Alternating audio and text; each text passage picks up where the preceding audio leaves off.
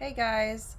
So my storytelling speech will be about my journey starting my business, before, during, and what I gotten out of it.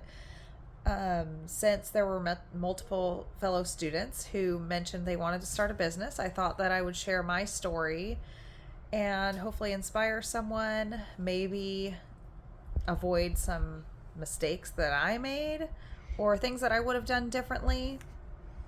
Um, and I also think that I'm going to tailor my speech, to you guys, as my audience, by using appropriate language, obviously, and keeping it relevant to education in general.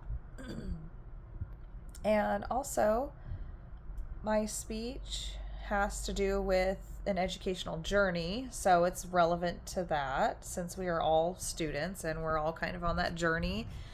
And mine has just never stopped. So, the details of my story include, I want to open with a rhetorical question. I think that's always a great, catchy way to open a story, and maybe even be able to add a little humor to it. And then, sorry, I'm sick, so my throat and my nose is going crazy. Anyway, um, my job experience, my job and experiences that I had before my business, and how it was relevant or irrelevant. Um, what inspired me to start my business, what trade school was like.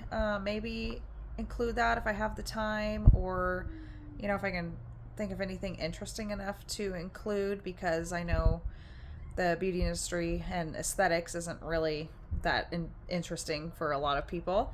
Um, and how and why I made my decision I made after school and starting my business. Um, and what I would have done differently, or what I wish I would have done differently.